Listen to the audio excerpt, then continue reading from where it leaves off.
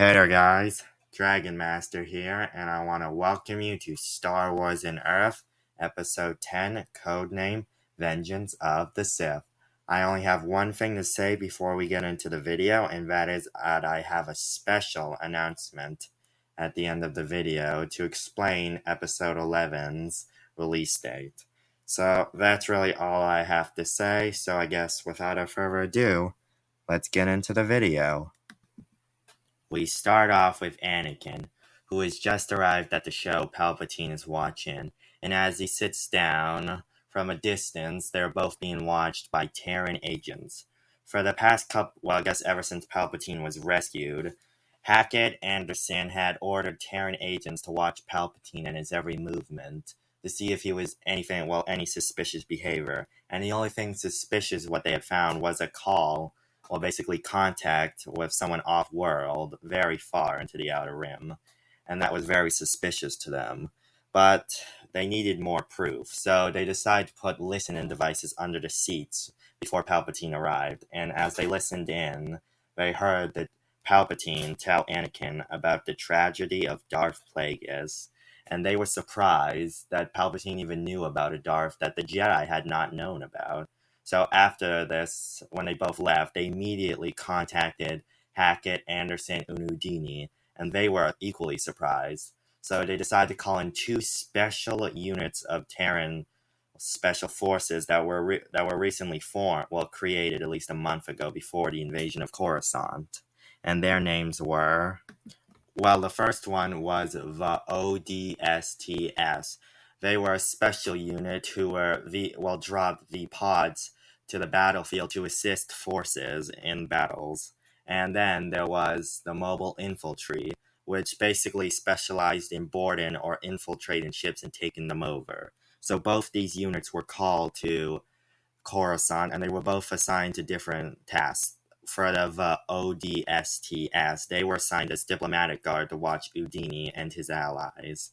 And the Mobile Infantry, they were ordered to keep an eye on Palpatine.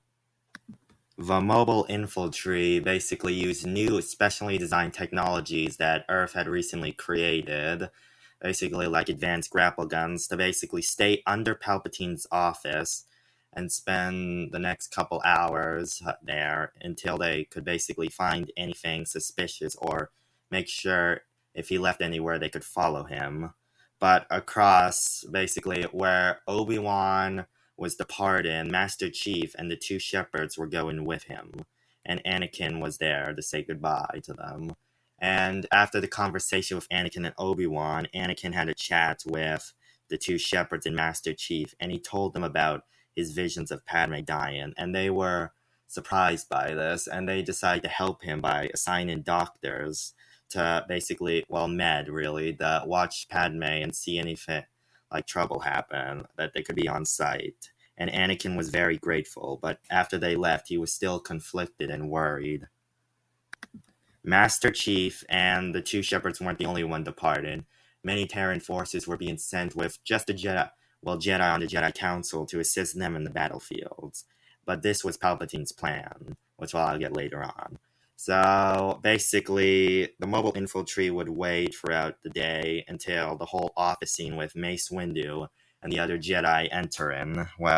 Kit Fisto, and I forget the other names, but they enter the office, and the Mobile Infantry immediately notice them arrive and basically begin to climb to see what's going on, to take a peek through the window.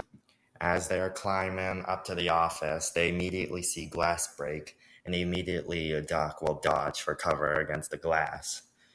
None of them are hurt, luckily, and they make their way up to the window just as they see Mace holding a lightsaber to Palpatine's throat and Anakin.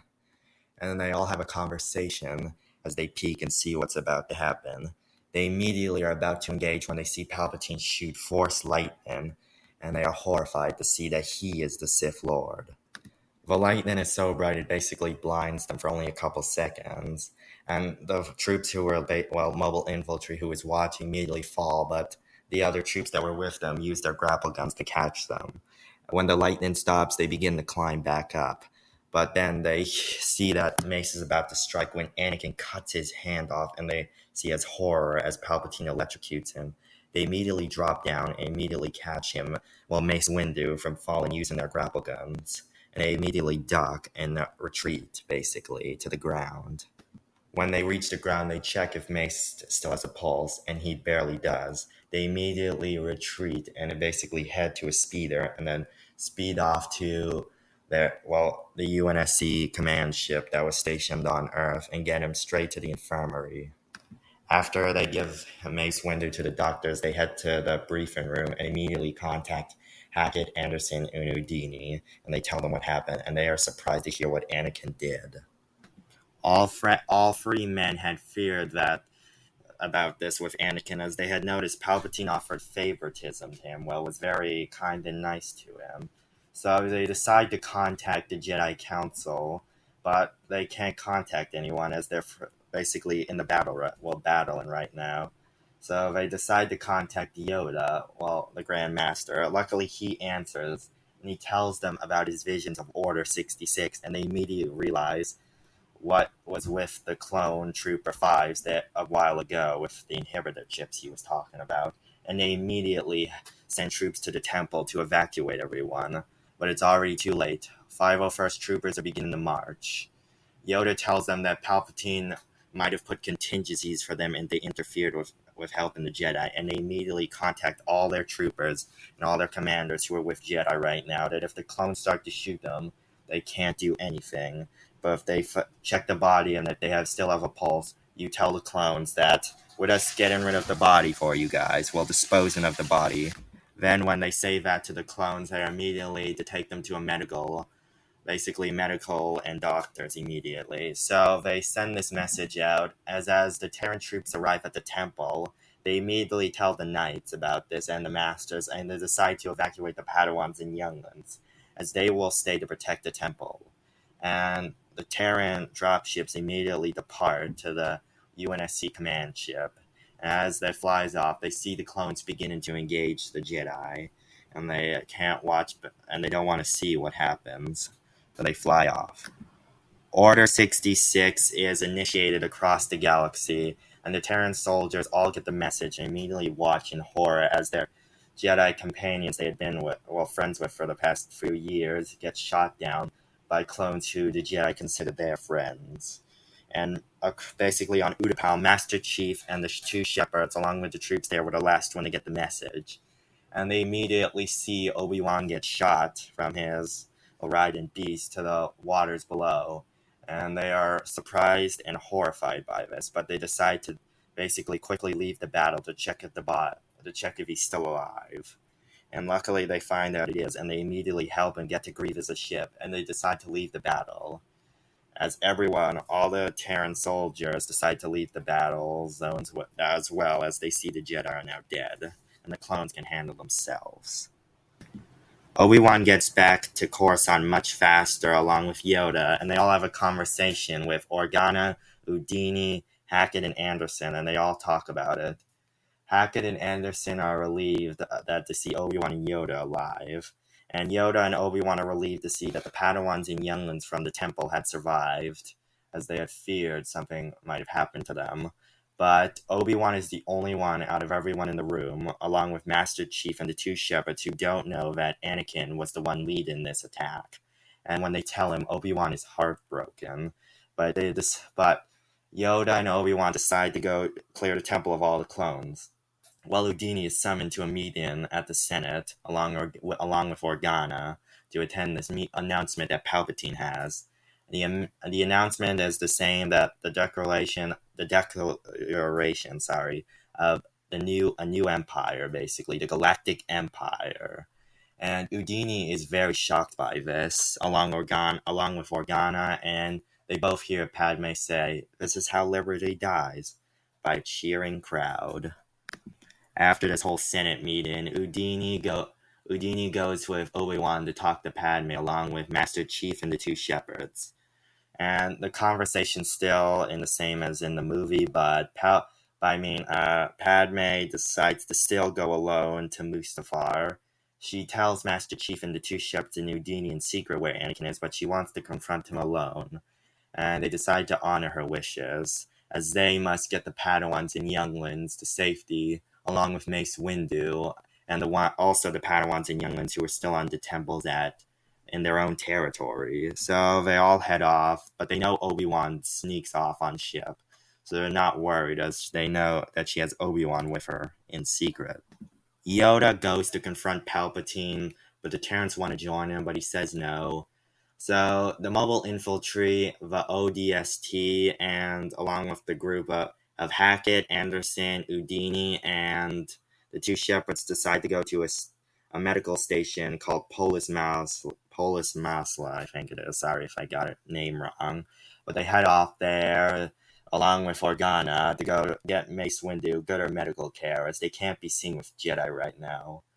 As they know, Palpatine would firstly suspect they would be hiding Jedi. So they head off there, but later on, I guess after the duel, Yoda immediately retreats and the Terrans pick him up and take him there instead of Organa. And then later on, Obi-Wan arrives with Padme, and they get onto a medical table, and Obi-Wan is surprised to see Mace's better in better conditions. He had a cybernetic hand. The medics there had worked fast. And as they watch Padme give birth to her two kids and later die, everyone in the room is heartbroken, including the two shepherds, Master Chief, Hackett, Anderson, Udini, and Mace, Obi-Wan, Organa, and Yoda, who are all heartbroken. Mace all along knew that Anakin couldn't be trusted, but he decided not to say anything because this was a dark moment for them. As he saw the two children of Skywalker, he says that he can now give them proper training, as he should have been the one to train Anakin. At least then he would have been loyal to the Jedi. But the Terrans disagree, and they say that these two children should have a normal life, for the first beginning of their life. As this argument continues, they decide to go on to Tantus 4 and continue this conversation as they make their way to Naboo. And Udini, Hackett, Anderson, and the two shepherds, along with Master Chief, are in the room with the conversation, along with Mace Windu. And they all decide to plan a course of action. Leia would go with Organa and basically be adopted with his wife, and they would raise her, while Luke would go to live with his, I guess you can call them, I don't know, Baruz and Lars on Tatooine. Sorry if I got that wrong, I kind of forgot that for a moment, their names.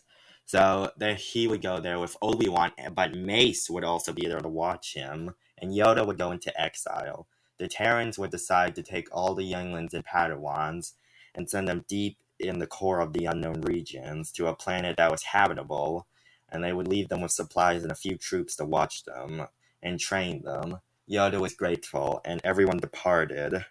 The Terrans would attend the funeral of Padme, and afterwards they would all head to their ships and head back to their own space. The Terrans, Udini, Hackett, Anderson, the two shepherds, and Master Chief will look on, basically, into the void of space. As they were about to enter hyperspace, they were heading to a new faction, really, basically, that they have heard of and now knew the location of. They wanted to have a talk, and this faction was the Chiss Ascendancy. So as they looked on, before they went into hyperspace, Master Chief said that we have a dark road ahead of us, but I know we can make the light shine through this darkness and save the galaxy. So Anderson, Hackett, and Udini would see this as inspiring words, and the two shepherds as well. And they all said, it's true, we can save the galaxy, but it's going to be a hard road ahead of us, Udini said. But I know that the galaxy is about to enter its darkest times. And as they depart straight into hyperspace, they depart into hyperspace, and that's going to be it. So, guys, I have a few things to say. One thing to say. So, guys, for the rest of August, I will not be releasing any videos.